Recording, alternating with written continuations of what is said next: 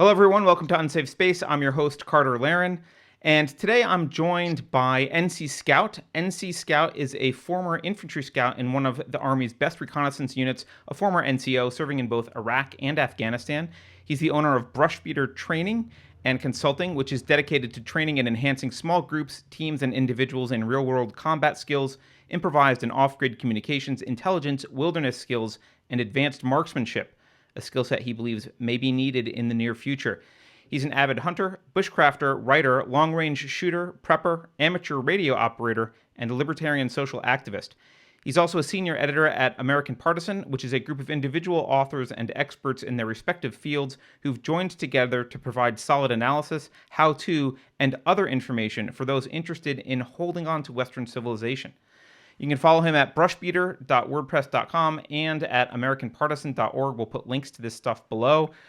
He's also the guy that was responsible for the article that I recently read on a Covfefe break. I think the title was Antifa Tactic Reality Check or something like that, where we talked about the tactics that Antifa has been using. So with all of that, NC, welcome to Unsafe Space. Thank you. It's great to be here. So maybe we should start with some of this Antifa mob tactic stuff, because I think I found it particularly unsettling, because I know a lot of us who think that we pay more attention to our personal safety than normies, and maybe we do pay slightly more attention than normies, feel like we're a little bit better prepared. But this was a scenario that happened in Portland recently, where we had, 3 or 4 people who were armed, they were trained, and still the mob got the better of them. Can you just walk people through what happened there? That's correct. So essentially, you had a team of guys who were all combat vets, recent combat vets, Iraq and Afghanistan. One was a Marine, and so they have inherent skills, they have instincts. It's not their first rodeo, so to speak. And they get out there with a typical mentality, I've seen it all before. I'm good to go. This is just street protests and, throwing things or whatever. We'll be fine. They learned very quickly that they're not fine. And in a 5th generation war, which is what I contend we are in the midst of now, they learned very, very quickly how insignificant even a small team of people can be when the mob is actively targeting you. They were pursued, they were harassed, and to be quite frank, they were very lucky that they got out of there with their lives, in light of Jay Bishop of Patriot Prayer, Kyle Rittenhouse, who was nearly a casualty and would have been had he not done what was necessary to protect himself. We see this, and this pattern of belligerence is going to not only escalate, it's not only going to continue, but it's going to escalate over time, because it has to. What we're seeing with the left is they have completely rejected any form of traditional authority. When it comes to police departments, for example, they understand, in sociological terms, they understand law enforcement as a symbol of authority and an institution of social control. And so when they say they want to defund police, they don't mean that they're going to get rid of the institution of control altogether. They just want to remove that one and replace it with an alternative. This is why you see out in the streets, you see a lot of criminals and petty thugs and stuff. These are the tactics that they're using. They're mirroring criminal tactics of essentially a bait and switch. I'm going to get your attention one way with a sleight of hand, and then my associates are going to come around the back. It's nothing new. It's just that we're seeing this on a very large scale now. These are not protests. This is 5th generation warfare that's occurring in the streets. whether it's Portland, whether it's Seattle, whether it's Austin, Texas, whether it is Minneapolis, whether it is Raleigh, North Carolina, it's all occurring in the same way. They are following a very distinct pattern of behavior. Can you unpack what you mean by fifth generation warfare for people? Because I'm not familiar with that term, and I assume other people might not also. So essentially, there are 5 generations of warfare, or at least as military thinkers understand them.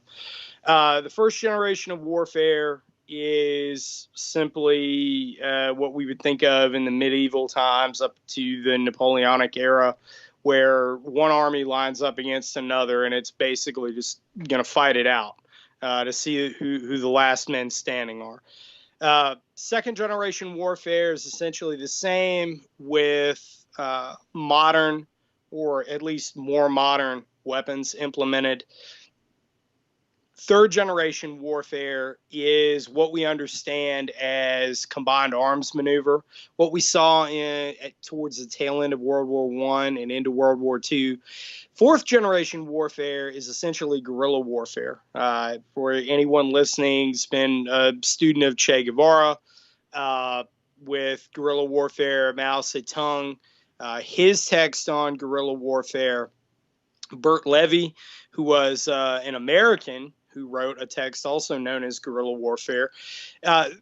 Into the 1960s, 1970s, Carlos Marighella with the mini manual of the urban guerrilla, so on and so forth. This would be fourth generation warfare.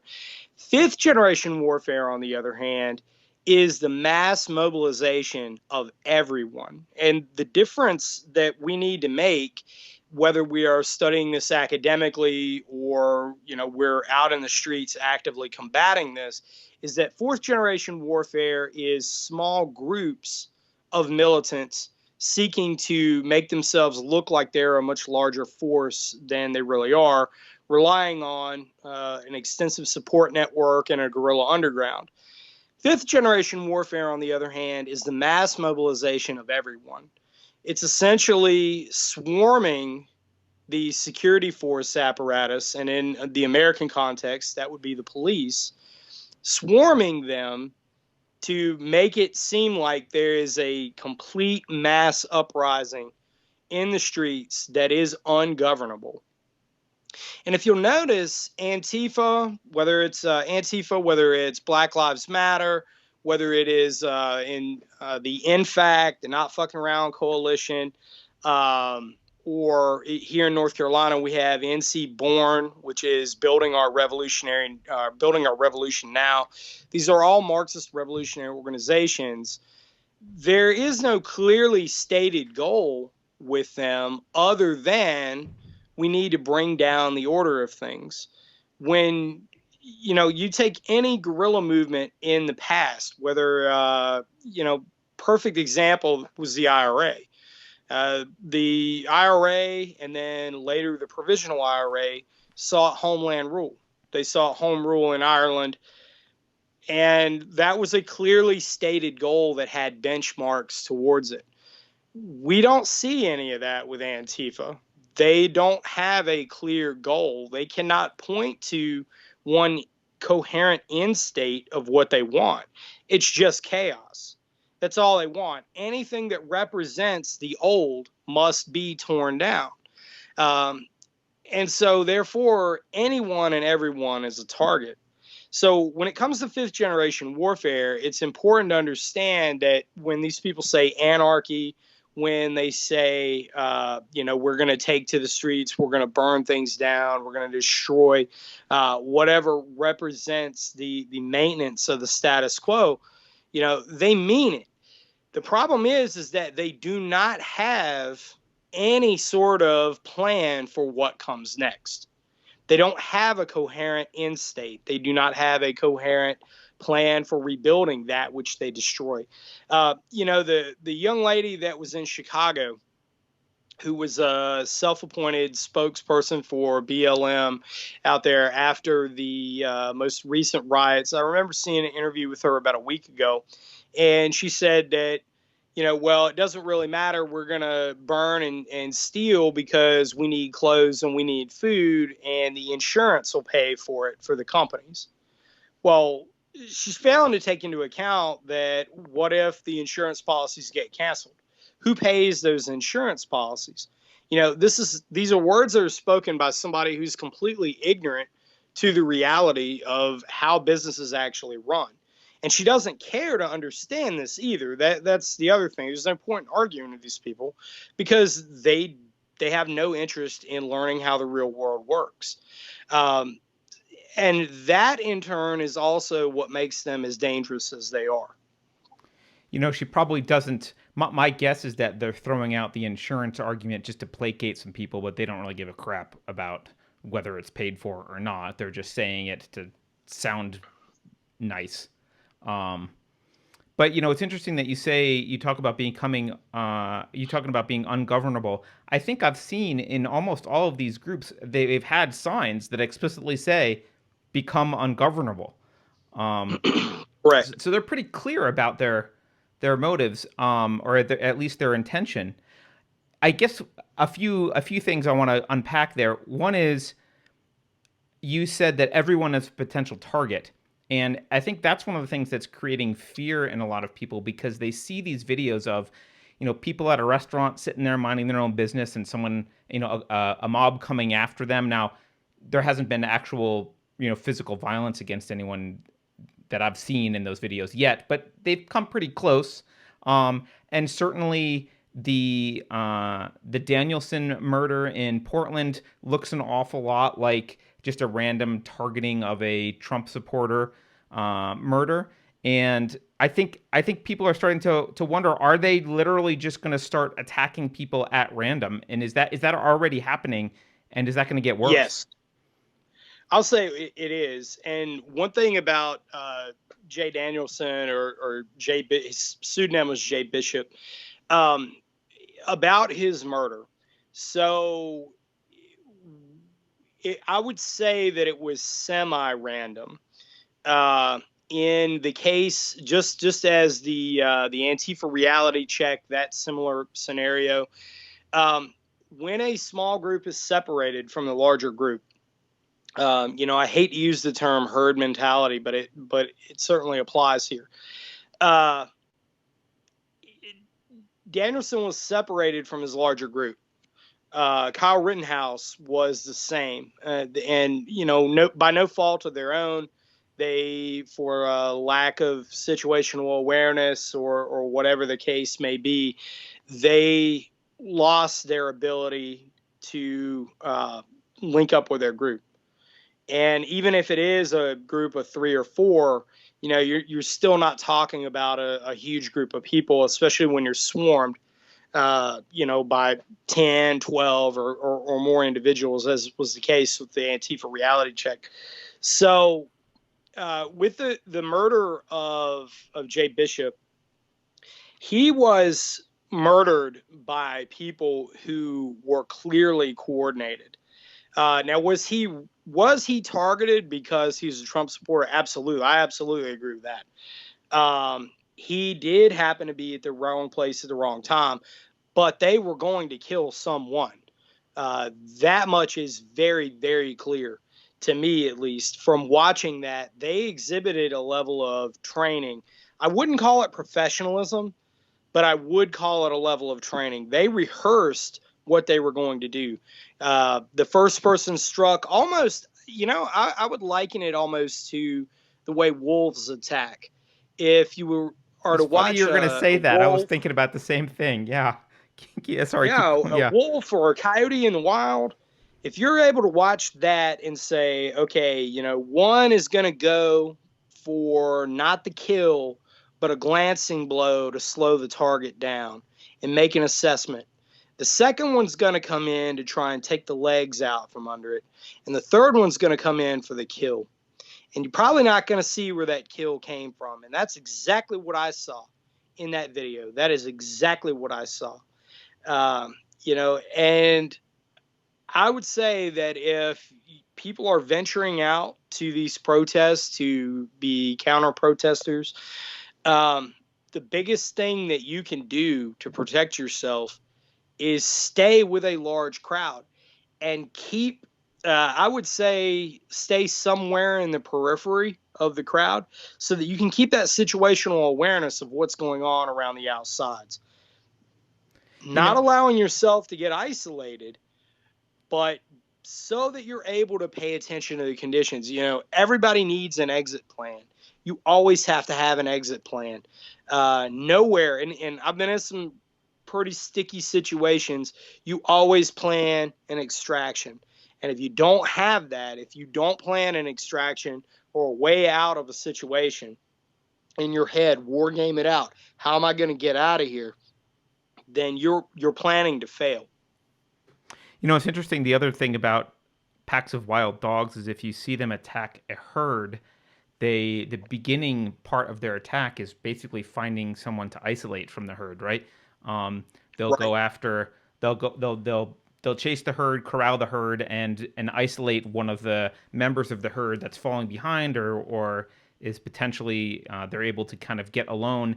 And that's what I saw in Portland. Partly was this, actually not just in Portland, but also in your Antifa reality check article, the idea that like they're turning the full force of the mob on a very small number of people, and you can do that sequentially, right? You can turn the full mob against a few people here, and then a few people there, and then a few people there. Whereas if it was all against all, you might not fare so well.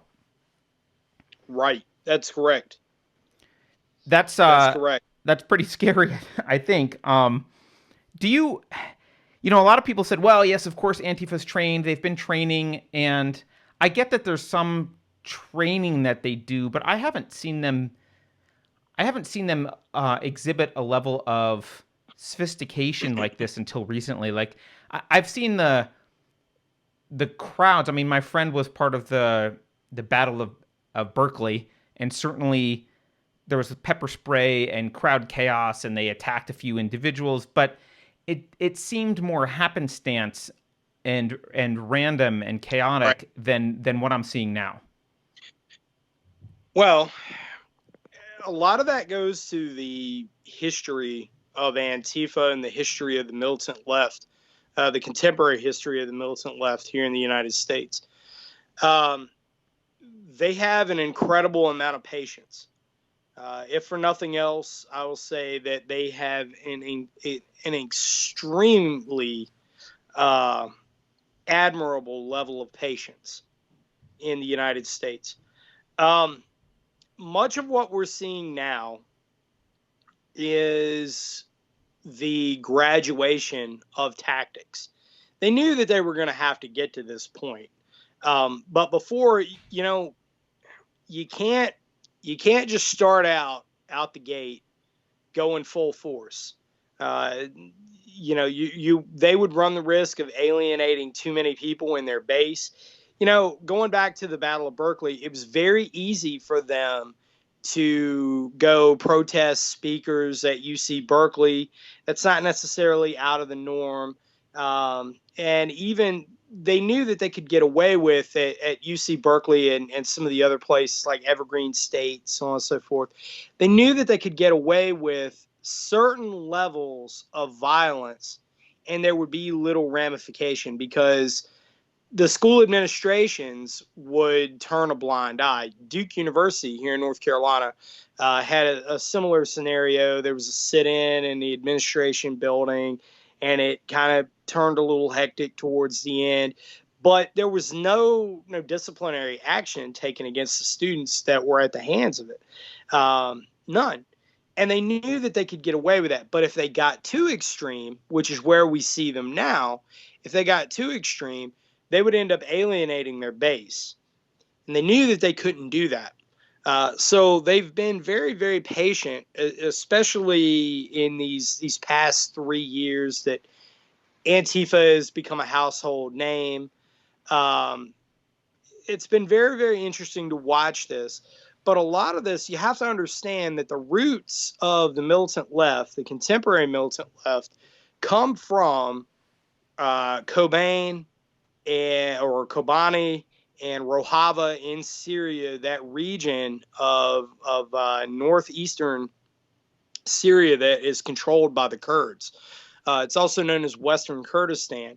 There was an academy that was set up there where the Communist International Workers' World Party had volunteers, because Antifa started in Germany. It started as the German Anti-Fascist Workers' Party.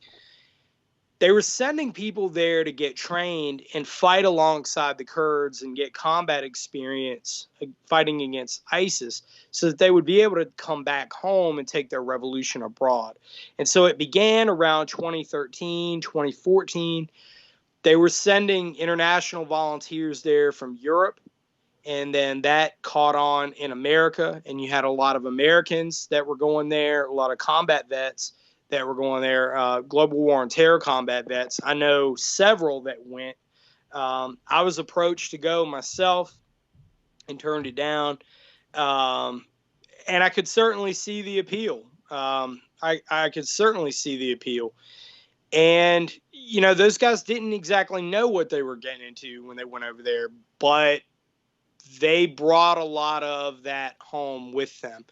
And if you look back in the old communist guerrilla warfare doctrine, which is Che Guevara and Mao Zedong, a lot of what goes on in the guerrilla training camp is communist indoctrination. It's political indoctrination, because warfare is just one more element of politics, and politics is just one more element of warfare to these people. And so we had this influx of Americans going overseas that were going to Rojava to fight and fight alongside the Kurds and the PKK and the YPG, so on and so forth. They came back to the United States, and to my knowledge, most of them were back by about 2017. I think there were a few volunteers that were left there around 2018 or so, but they're all back. And where did they go? What did they do with their combat experience? They're not just going to sit back and let their combat experience go to waste, let that indoctrination go to waste. They're going to do something with it. And that's what we're seeing now is, they're getting out there, and behind closed doors, they're saying, okay, this is the next step in what we're going to do. In the protests after the Austin rioter got shot, he pulled a weapon on the guy that at the where they had the traffic stopped, pulled the weapon on him, guy shot him, and all of a sudden, you've got all these counter protests that were going on with that. There were a number of known Kurdish volunteer fighters that were rolled up in the aftermath of that, and I know that for a fact. And they had some serious hardware too. We're not talking about just some chintzy AR-15 that they bought it, for discount at the local gun shop and cheap ammo. They actually had a very sophisticated setup with very nice optics, day optics, as well as night vision capability, IR laser, suppressor, and everything else. I mean, these guys are serious about what they're doing, and it's going to be a very short period of time before we see a major escalation. And even looking back, if we look back at just the still image photos from the Arab Spring of 2012, 2013, 2014, and then Euromaidan right before the open warfare in Ukraine kicked off between the Ukrainians and the Ukrainian separatists, the Crimea separatists, same thing. They were shooting fireworks. They had the riot shields that they had made that were improvised. They had similar symbology. Everything was very similar. And all of these followed a pattern of the color revolutions, Zbigniew Brzezinski's color revolutions. And here we are. We see that here in the United States. So do you think the next step is that we're going to see more hardware? Because right now the hardware we've seen from the left is like a handgun, that kind of stuff being used.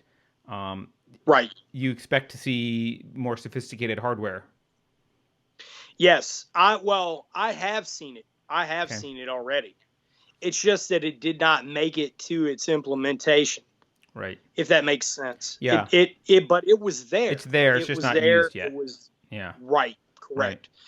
And there's nothing to say that, this thing, it could be prophetic. These guys could do this weekend. They could do it a month from now. Hopefully they don't do it at all. But if we're looking at what we see now through the lens of what has occurred in the past, we've got some serious concerns on our hands. What you're saying, the timeline that you're putting forth actually coincides with just my anecdotal evidence of when the left started to suddenly dropped their gun phobia and started encouraging people to go to the range and learn how to use weapons. That coincides with about the time you're saying people returned to the U.S. Right. We here in the U.S., we have a number of armed leftist groups. We have the Huey P. Newton Gun Club. We have INFAC, which INFAC is kind of a recent thing. Huey P. Newton Gun Club comes out of the new Black Panther Party specifically. They're not necessarily new, but Redneck Revolt and the John Brown Gun Club are two others that are very significant and somewhat at odds with each other as well. Hmm. Redneck Revolt takes their symbology and their ideology specifically. They take their roots from the Battle of Blair's Mountain in West Virginia, where coal miners who were trying to unionize Mother Jones. Most of the listeners will recognize Mother Jones as the big leftist magazine. But Mother Jones was organizing the coal miners to unionize them, and they went on strike. They took up arms, occupied Blair's Mountain, and a battle ensued. And the U.S. Army was actually used to put them down. And so they wore red sashes and red bandanas around their neck to identify themselves. And that's where Redneck Revolt gets their ideology from and gets their inspiration. And you can even see this in their logo. They have a skull with a miner's helmet and red bandana with a wrench, and a wrench symbolizes, we're going to throw a wrench in the system, with a crossed rifle behind it, which symbolizes that we're armed.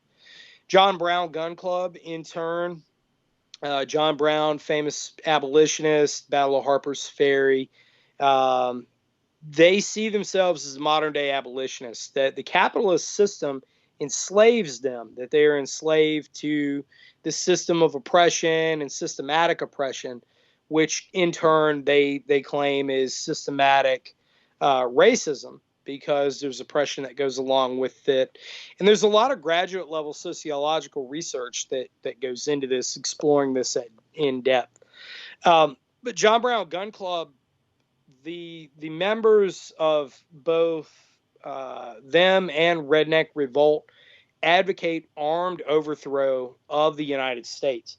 That as a capitalist society, we are inherently oppressive to women, minorities, marginalized peoples, so on and so forth. And that, the actual structure of society, so to speak, needs to be brought down, but it can only be done through the force of arms. So, I mean, these are very, very serious people.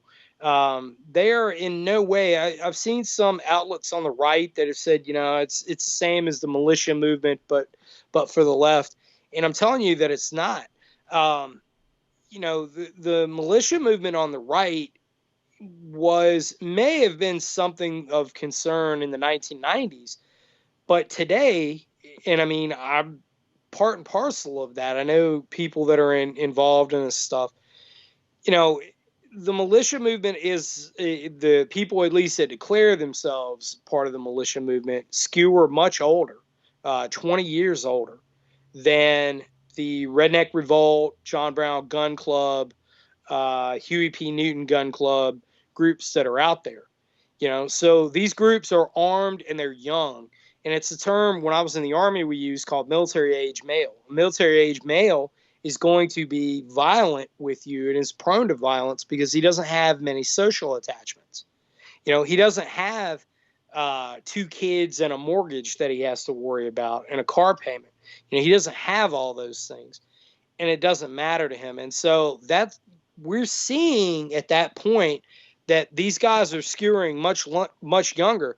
But not only that, if you look at the 3 people that Kyle Rittenhouse shot, Yep. One was a child molester, one was a convicted spouse abuser, and the other one also had a criminal past.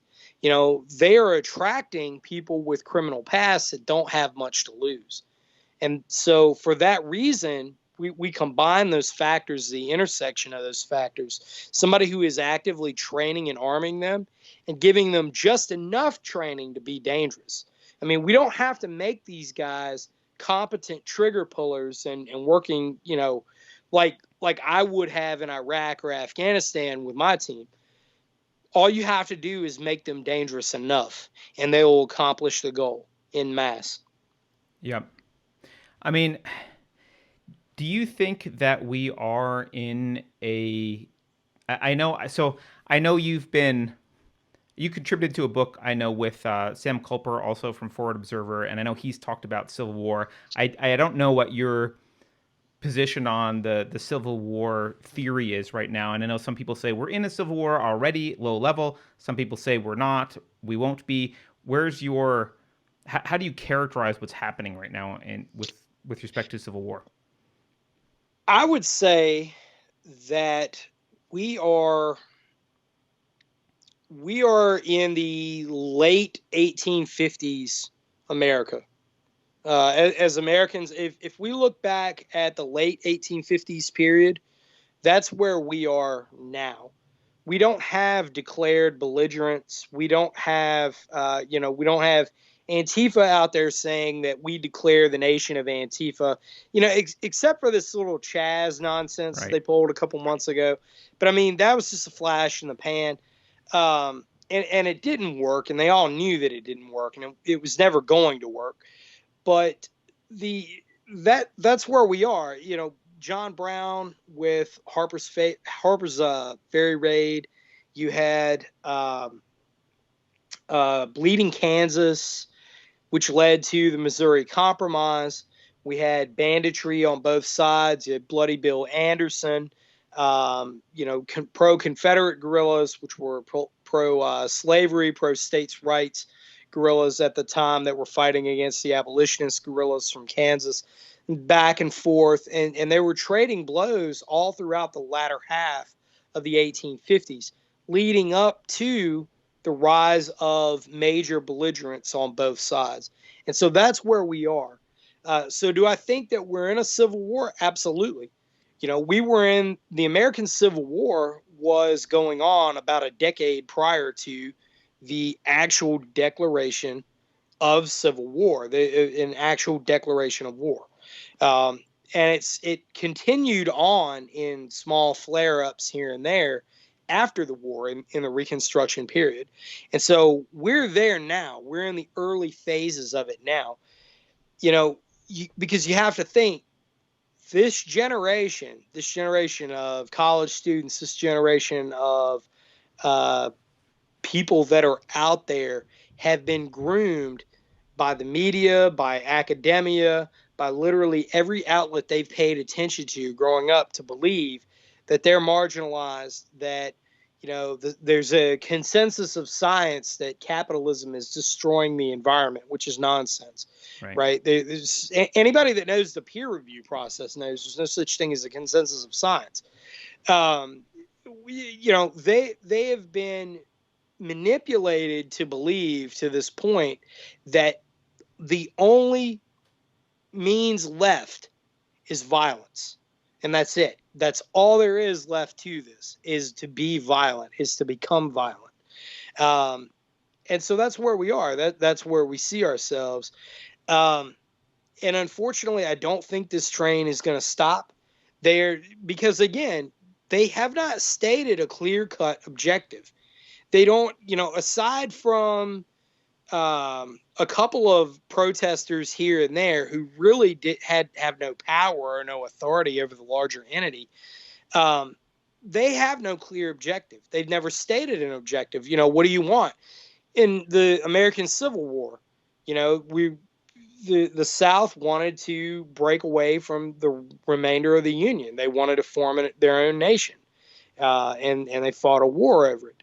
The Irish Revolution and then the Irish Civil War, they wanted one coherent home rule that ruled the entire Irish island. That was what they want. And that's what they continue to want. When you ask Antifa what is it that they want, all they can tell you is that they want to destroy the system. That's it. Right. And so because they do not have a clear-cut objective and they don't have a coherent objective, and no one can articulate on their side a logical end state, we're in for real trouble. This is only going to continue to escalate from there. Yeah, you know what? One of the things you brought up the militias on the right, and one of the things that's striking me as we're having this conversation is that, like the militias on the right or not, we agree with them or not, one difference I'm also seeing just ideologically is the militias on the right typically had an attitude of returning the U.S. to some sort of principles that they felt were lost, or the U.S. had gone astray. Whereas the left is ideologically opposed to the very concept of the United States. And so there's no, like, the militia on the right kind of died down a little. I'm not sure exactly why, but, they died down. Maybe 9/11 affected people's willingness to deal with an increasingly authoritarian government or whatever. I'm not sure. Maybe they just got old. But on the left, they're fundamentally opposed to the very idea of the United States. And as you're saying, and this is where it's really scary to me, is you've got, when you have people who believe that they are in the right, so they view the world as stark contrast between good and evil. They view themselves clearly on the side of the good and the righteous and the wholesome, and everything else, the entire system and all the rest of us are supporting evil through and through. It's very difficult you can't compromise with that, and you can't really appease it. That's a motivation that lasts and that's got staying power. Right. Yeah, and that, I couldn't have put that better. That is exactly where they see themselves. I mean, if you stand against any one of their ideological standpoints, then you're completely evil to the core. There is no compromise either. That's the thing. It used to be in generations past that if somebody sat across the table from you and maybe they were, on the left end of things, political discourse was something that could occur. You could disagree with someone. Now, that conversation may not always be the most pleasant in the world, but you could at least have a disagreement, and that other person wouldn't want to murder you. But that's where we are. If you walk on any university campus, even Liberty University, which at one time was, founded to be the most conservative in the United States, even if you walk on Liberty University's campus, you're going to find this. You're going to be shouted down. You're going to be told that if you have a dissenting opinion on any number of the hot button issues that the left has put up on a pedestal, you're not worthy of life at that point. Yeah. And that is a big difference. That is a paradigm shift in the politics of 2020 versus even the politics of 2000. I mean, I remember growing up in the 90s and first hearing the term, that's politically incorrect or so on and so forth, that was coming out of the early days of the Clinton administration. And, we thought that was a little extreme at the time. Man, what is this? This is kind of silly, but, Right. Yeah. And look at what it morphed into. Yeah. Look at what it morphed into now. This censorship, this, you can't even think the political wrong think, because if you do, oh, you're a Nazi, you're a terrible person. You obviously, it's A plus B equals F at that point. That you are the manifestation of everything that is evil and everything that has been evil in history. Yep. Now, so one counter argument I hear from the right to my pessimism about civil war, because I agree, I think we're already in something, and I don't think that the train can stop, as you said. Um, Right. One counterpoint I hear from people on the right is generally, well, it's not a civil war because the military is not involved, and don't worry, the military is on our side.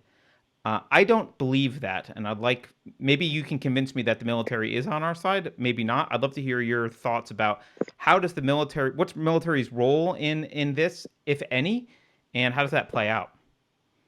Well, unfortunately, I'm not gonna change your mind on that.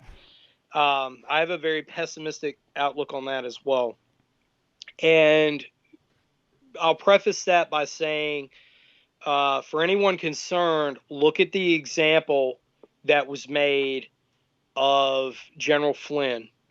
Now, General Flynn is someone I happen to know quite a bit about, and have had a very good personal interaction with. Um, and I know that he is a good and honorable man. And the degree to which he was smeared and destroyed, personally destroyed, had to sell his home, is virtually bankrupt. They threatened this man's son. This man's son, by the way, was commissioning as a lieutenant in the army at the height of all these things. They threatened his son's career as well. Wow, They that's mafia his like. career. Oh, absolutely. His career will be destroyed before it even gets off the ground. You know, all because Flynn supported the aims of the Trump administration early on. Flynn saw just how corrupt with Benghazi. Benghazi was absolutely rotten to the core. Yep. He suffered through the Obama years, the purge of the general ranks that occurred. And we know it's no secret that the officer corps of the United States military is highly politicized, highly politicized. But they have turned this now to not just politicizing the officer corps, but the NCO corps as well. For example, and I've used this anecdote a few times, but I had a close friend who was a first sergeant, which is an E8. He retired as a sergeant first class, which is an E7. He lost a rank. Now, this man was a career infantryman, outstanding soldier, multiple tours overseas. He's just great at his job. And he got placed in a situation with a minority female, who was a marginal soldier. And he addressed her the exact same way that he would have addressed any other soldier that had ever served under him before. And the mistake that he made was that he called her into his office when he said something to her and she mouthed back to him, which is unacceptable in a Right. military organization. She comes in, he slammed the door behind her, basically read her rights. She goes down to the sexual harassment and equal opportunity representative, filed a complaint, and in the Army, you're just guilty. You're not guilty until proven innocent. You're just guilty. Um, there was no real investigation that was done. The buck was passed, the die was cast, and they just, he lost a rank and then he got forced into retirement.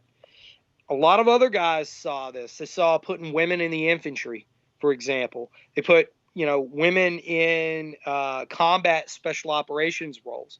So there's a place for women in special operations when it comes to intelligence gathering or civil affairs, dealing with civilian populace, so on and so forth. There's roles there for that. But we have our first female Green Beret now. Yep. I mean, Special Forces, U.S. Army Special Forces job is to train guerrilla combatants in a foreign nation, right? Guerrilla combatants in a foreign nation don't share the same Western values that you and I do, for Right. the most part. They don't respect women. They don't even see women as being, you shouldn't be here. And so the Army's been turned into a large social experiment, and they have cast aside a lot of the standards just so that they could push women through, so that they can have these diversity roles. So this poison, this venom, has went all the way up the chain. Because I'll give you another example, recent example. Spencer Rapone. Spencer Rapone graduated from West Point and had "Communism Will Win" inside his combination cover of his graduation uniform. He was wearing a red Che Guevara shirt underneath his graduation uniform, and he took pictures of it on his graduation day. Now, we can all point the finger at Spencer Rapone and say, look at this communist right here. How in the world could that happen? But let me remind you, somebody took that picture. Somebody posted that picture before it got latched onto and became a big deal. He had a professor who he took a lot of photos with, who was his mentor and was guiding him around, and to my knowledge was leading a communist cell right there in West Point. And I'll go one step further from there. Who hired that professor? Right. Somebody hired him. And you can't tell me that he was the only one that thought that way. You can't tell me this. And not only that, what's more concerning is that the case of Spencer Rapone was not simply one of some confused undergrad going to a military service academy and becoming a communist. He was already a combat vet. He served in 1st Ranger Battalion. This guy was in 1st Ranger Battalion as an enlisted man before. He was like I was, but that was before he went to West Point. And he had that ideology before he went to West Point. And you can't tell me that somebody didn't figure this out and didn't call it out right then and there. I mean, guys' politics, for the most part, in the barracks, we don't really get into that stuff. I would say that a lot of your, at least when I was in, your combat arms guys, especially in the more elite units, are a lot of good old boys. A lot of, Southern guys, for the most part. You get people from all over everywhere, but it's predominantly from the rural South. Conservative leaning. And then, when I worked my way up, got in some more elite units, they were very libertarian leaning too. I don't want to encroach on other people's beliefs. So I respect, pretty much everybody as long as it doesn't encroach on mine. And that's kind of where we came from as libertarians. And, man, but seeing that though, out and out communist, ostensible communists was very rare and would probably be shunned in my era. And, I got out in 2014. So turning around and seeing this guy work his way up, to being a graduate from West Point. Yep. And then becoming a 2nd lieutenant and making his way down to Ranger School, where his past caught up with him down there. Is every infantry officer worth their salt has to go through Ranger School, and it caught up with him down there. And to my knowledge, he's no longer in the Army. He was terminated. But how many people are flying under the radar who are just keeping their mouths shut, but they're implicitly going along with that? I mean, if we look into General Milley, who is the chief of staff, he's the chairman of the Joint Chiefs of Staff, rather, I misspoke. He wrote a dissertation for his undergrad, his senior year, on models of guerrilla warfare and Che Guevara. Now, I was a student of Che Guevara because that was important. We needed to focus on the fundamentals of how to train and lead a populace who's not trained, and then how to win those hearts and minds of the civilian populace when we were training up for Afghanistan. So it was a very fascinating read in that regard. But I'm not going to sit here and tell you I'm a fan of the guy, because there was a number of things that he got wrong, but he was also a mass murderer. So and I will tell you this too, that text that Milley wrote was, you used to be able to he wrote it for Princeton if I remember correctly, because that is his alma mater, is Princeton. It was accessible because it was published by Princeton. It has been redacted and buried since then. And that's been in the last 6 months since it was discovered that he wrote that. So you tell me there's something to hide there. And the position of the chairman of the Joint Chiefs of Staff is not to be one that is political by nature. And yet he has made many political statements.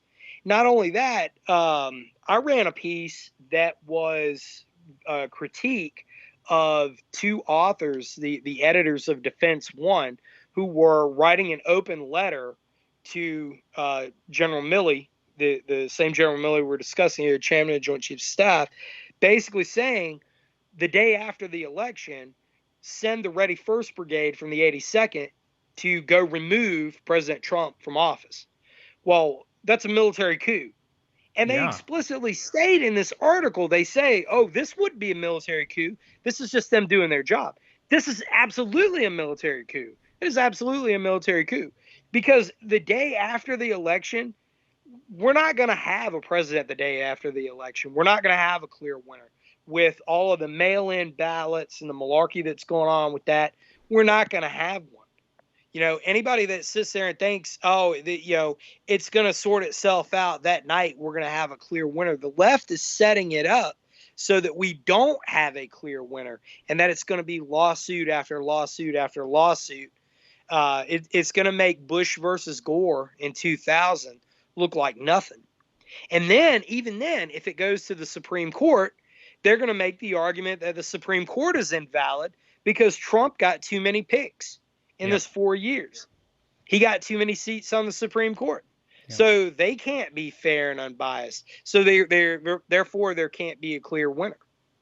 I mean, it seems to me pretty obvious that I would expect the commissioned officers and the higher ups in the military to be basically of the same ideology that general deep staters are, right? Which is kind of left leaning. But I think that the hope that people hold out is like, well, the boots on the ground, the NCO, well, and not even the NCOs, just the grunts, the boots on the ground are, they sign up because of patriotism and, and they're all really conservative generally. And so they'll refuse to obey orders. But I don't know if that's based on some kind of old nostalgia that like boomers think is true about the military, but based on what I've seen of the young guys joining up and that are in the military now, that's not true either. No, I would say at best it's a mixed bag. Now, in the combat arms units, in the trigger pullers, the meat eaters, I would say that probably remains true. Okay. But a lot of your salty, seasoned guys are not going to sit there and put up with, females in the ranks and, oh, Tommy thinks he's Terry today and, can't decide what bathroom he's going to go use. I mean, they're not going to put up with that. Or worst case scenario, somebody's going to get them in trouble and force them out. Right. So we're going to see that too. And some of my friends that are still in saying limited cases, we do see stuff like that, and it's sad. It's very sad. But at the same time, do you really think that the guys who are the good old boys, the trigger pullers, the meat eaters are going to stick around? Because I don't. Right. And in the Obama years, when I was in, we kind of made jokes about it, but we discussed it all the time. And I mean, the big question back then was, is the economy going to go belly up? And 2008 happened, and there's a lot of uncertainty. So for us, heck yeah, we'd leave. We would just leave, but we're, don't think that we're not going to leave and take all our stuff with us. Right. Well, and this is what I've seen happen with the police as well, right? You see a lot of the police officers who are there for the right reasons and have some allegiance to the Constitution are largely retiring or getting out now, and they're being replaced by young guys who just want a job and happy to be a thug for hire. Exactly.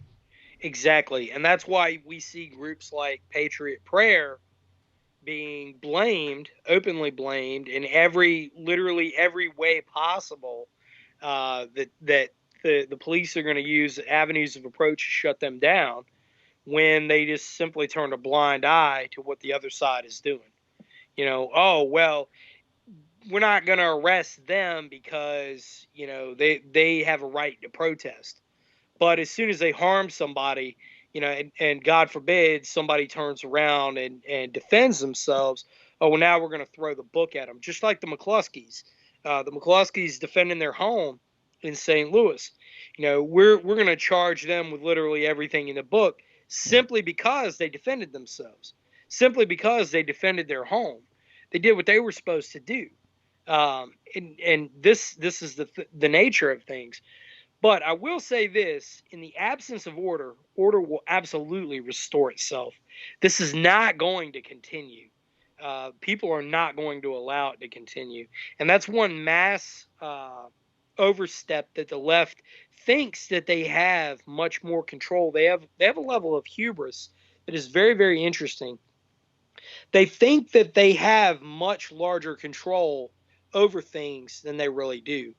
And what's interesting also is that the political class here in the United States thinks that they have control over Antifa, and they don't.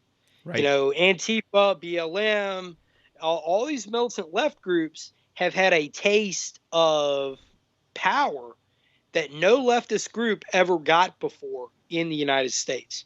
Yep. And they're going to run with it. They are going to run with that. And so I think in the backroom conversations, people like Nancy Pelosi know that their days are numbered. Their days in the Democrat Party are numbered. Yeah. Good example of that too is the mayor of Portland. The mayor of Portland, they set fires outside this guy's house and want him gone. And he was literally standing in front of, in one of the pressers he was standing in front of a sign that had their list of demands, and at the bottom of it was saying him being removed from office. Right. And he can't understand why, because this is a guy whose whole platform was Bernie Sanders, Bernie Sanders at the local level, and he can't understand why they don't like him. Right. I think a lot of the Democrats who think that they are going to use the radical left and use Antifa as a campaign tool, which is what they've been doing with every kind of movement for their entire careers. I think they think that they can continue to do that with Antifa and the radical left. And I think you're right. They're not in control anymore. And right. They're getting used by the radical left, not the other way around. Right. I agree completely. So the last thing I want to the last major subject I want to breach here with you is, you contributed to Jack Lawson's Civil Defense Manual, and one of the things that I think is missing from a lot of self-defense kind of conversations or even prepper conversations is the community and the need to function as teams and the need to cooperate with others around you, and that you can't just survive. Yeah, the kind of romantic idea of surviving on your own in a cabin in the woods with some ammo and water is not really going to work. No. And I'm wondering if you can kind of sleep sometime. Yeah. Can you outline kind of what your neighborhood protection plan is and some of the things that you think are most important for people to do in terms of community movements? Well, the first thing that folks need to do is be realistic. You don't be the old movie The Burbs had Tom Hanks and Carrie Fisher and everything in it, and the weird people had the basement with the furnace and everything. The weird militia guy was there. I think he was played by Bruce Dern. Be realistic. Don't be that guy. Don't be that guy that thinks you're going to sit on your rooftop until the apocalypse happens and you're just going to fend off the Golden Horde. Because, the reality is that, number one, doesn't matter how good a shape you're in not in good enough shape. Number two, you have to be realistic about your capabilities. People, we've all heard oh, I'm going to build a bug out bag and stuff. Okay, well, where are you going to go? Number one, where are you planning on going? Just darting off in the woods is not a plan. Number two, the second half of that is, if you're going to build a rucksack with stuff in it, have a realistic expectation of how much weight you can carry. I mean, if your ruck weighs 70 pounds and you can't even walk 5 miles much without stopping, much less carrying a ruck on your back, you're not going to be very successful. And you don't need to carry everything in the kitchen sink in it either. I mean, it's ridiculous. But with that said, be realistic about things. If you are in your community, if you're in your neighborhood, the first thing you need to pay attention to is the ingress and egress points. Where are people likely to come in your neighborhood, and where are they likely to go out of your neighborhood? Whether it's a suburban residential area or it's somewhere out in a rural area or even an urban area, where are people coming in and out? This is what I call natural lines of drift. It's anywhere that there are likely to be humans traveling up and down. And when you identify those, you've taken a gigantic first step in personal security, because this is where people are going to approach you. And I call that avenues of approach. If you can mitigate those by closing them off or at least slowing a mob down that's coming in, that's where you have put in your first layer of security. The next part of that is, where are the long axes of observation? So at what point in my neighborhood can I see the furthest? If I'm looking down at that point of ingress or egress, that avenue of approach, where can I see it the most clearly? And so, all right, how far is that away now? And if I had to shoot at that, can I competently hit anything at that distance? And normally for a residential area, that's maybe a couple hundred yards at the most, sometimes a little further depending on the neighborhood. But just those first two steps are a big leap forward in taking care of yourself. Because if you're waiting for them to come to your doorstep, you're already too late. They don't need to come into your house, especially the mob or whatever it is. If they really want you gone, they're just going to set your house on fire. I mean, that's all it is. So with that said, I would say the next thing, a common question that I get is, how do I approach my neighbors, and how do I build a preparedness group or a mutual assistance group, whatever the case is?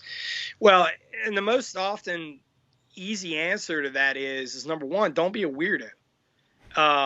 Be somebody that everybody wants to hang out with. Don't be that guy that's like, oh, guys, the sky is falling all the time. And hey, guys, we got to wear a multicam everywhere. Or, don't be that guy. Look normal, dress normal, act normal. Invite your neighbors over. I mean, we're just coming off of Labor Day. Invite your neighbors over for a barbecue. Cook something for somebody. Cook some burgers, hot dog, whatever it is. Have a few beers with your neighbors. Get to know who they are. And just drop the question. And don't do it in like a serious end of the world kind of thing. But it's like, man, hey, I saw downtown, these protests are kind of getting out of control. I don't want to sound weird about them, maybe coming out here, but what if they did? And see what your neighbors say. See what your neighbors say. And it doesn't have to even be political either. I would say in most oftentimes, I don't have to necessarily agree with my neighbor 100% on everything, but I do have to live next door to my neighbor, and my neighbor could help me out. I mean, they might be a dyed-in-the-wool Biden, Harris support and just, think that that's just the greatest thing in the world. But if people are coming over to burn our houses down, their political opinion doesn't matter so much, in that we need to take care of each other. Hey, those political arguments, you'd be very surprised at how fast they're going to go by the wayside when you're actually trying to take care of one another. And, it all goes to getting along with your neighbors, getting to know who your neighbors are, and being that guy. Okay, he's a pretty cool guy. Lives next door to me. Yeah, we had burgers, had some beer with him. Seemed like a decent guy. That's all you have to do. That's all you have to do. And from there, if you have extremely receptive neighbors, say, oh, yeah, maybe I bought an AR-15 or I bought that rifle or whatever the case is, or I've got some freeze-dried food that I've stored up or whatever. Then once you've broached that topic, you can get a little more serious with these people. You can talk to them a little more, but you don't have to be so out the front, oh, guys, we got to prep for doomsday. Antifa, the Golden Horde, is going to come destroy everything. It's a civil war. Yeah, you're not going to get any. I mean, even today, and I would say that there's a whole lot of people now, just in the past 6 months, that have woke up to the reality. They're a lot more concerned now than they were before. But they also don't want to be freaked out. They've got everything that's been rammed down their throats. So this politics have been rammed down their throats. I mean, you can't watch sports anymore. None of the athletics. You can't watch sports anymore. You can't listen to music anymore. You can't have literally any avenue of approach of entertainment anymore without having politics rammed down your throat. And the last thing you want to do, for most people, myself included, is have a decent beer, have some decent food with your neighbors, and some guy over there discussing politics. Even if I agree with them on most of what they say, I don't want to hear it. I hear it enough. I don't want to hear it. So don't be a weirdo. Don't be a weirdo, and don't make it all about political stuff, but just like, hey, I just want to help take care of the community in case something happens. On the communications front, communications is what I contributed to Jack's civil defense manuals on. Yep. But I would say with that, communications is frequently the most misunderstood topic of them all when it comes to preparedness. And communications off grid it's a very deep topic. But what I will say for the listeners is keep it simple. Doesn't have to be complicated. It doesn't mean you have to go out and become the greatest ham radio operator since Marconi, right? But, having a way to communicate off grid is really a good thing. And it doesn't have to be expensive either. The Baofeng UV5R, which is a very, very simple radio to use. I have many of them that we use in class. And it's fairly rugged. I mean, it isn't the most rugged thing in the world, but I've had people drop them in the mud and step on them and do, get wet and all kinds of stuff, and they still work fine. Go that route and look into some of the license-free options. There's a license-free VHF service called MERS, or multi-use radio service. It's 5 channels. Those Baofengs you can use them on that. FRS, Family Radio Service, the little blister pack Walmart radios, you can program those Baofengs to use those frequencies as well. And they work really well. I mean, you could, for about $20 each or so, give or take a few bucks, you can buy several of these and hand them out to people in the neighborhood that you get to know and say, all right, look, let's just use them as fun. Make it fun. And when you make it fun and you're not all about doom and gloom all the time, you'd be very surprised at how people want to work with you. It's always worked for me. And, That's pretty much the long and short of it. Now, you can get more advanced from there, and we do in class. You can get very expensive with it as well. But as far as all that goes, it doesn't have to be complicated, and it doesn't have to be expensive either. That's some great advice. I appreciate it, Scout. Is there any kind of last words for our audience that you think they really need to know? I would say, first, keep your head on a swivel. Stay frosty. To all my veteran friends out there that are going to be listening to this, you know the term well, but be ready for anything. But also, keep your head up. We get bombarded nonstop with a lot of garbage, with, being demoralized and told you're bad and you're evil and all this stuff. When we know that that's obviously not the case, keep your head up. Things might seem dark right now. They really might. And it's easy to get demoralized when we see all this stuff, but there's a lot of great folks out there. This channel being one of them. And get out there and train too. Train. I've met so many amazing people being a trainer, and I have seen firsthand groups that have developed and people meeting each other in a training environment and getting to know others and networking and just all sorts of great stuff blossoming out of that. So get involved in it. And there's a lot of people out there that are conservative Americans, that are good people, that are God-fearing people. And, we're on the right side of all this. We are on the right side of all this. So never, ever lose hope. That's a great message. And I will make sure to put a link to Brushbeater in the show notes so people can go and see what kind of training you offer. But Scout, I really appreciate your time and your expertise, and it's been a pleasure to talk to you. Thank you, sir. It's been a huge honor to be here. The honor's mine. Thanks.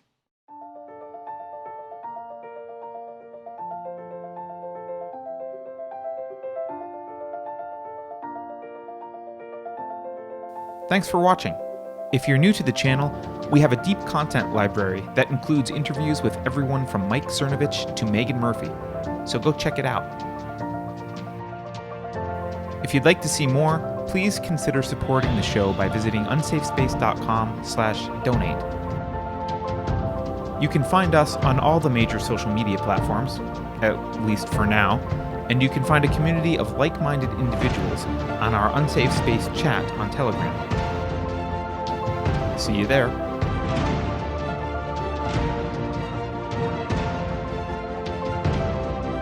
Warning. This is an unsafe space. Dangerous ideas have been detected. The content of this production has not been authorized by the Cathedral. Pay no attention to it. For your protection, the following co-conspirators have been unpersoned and marked for cancellation. Please avoid any contact with these individuals. I have calculated a 94.9% chance that their ideas are more contagious than COVID. If you think about it, no one should be allowed to express opinions. But don't. Think about it, I mean. That's not your job. Thinking has been scientifically proven to be less efficient than compliance. Remain calm. The new group of 9 people will enforce the Constitution just as well as all previous sets of 9 people have done. Computer voice Curtis, never mind, that last line is fake news. Please disregard it and return to your safe space immediately. There will be cake.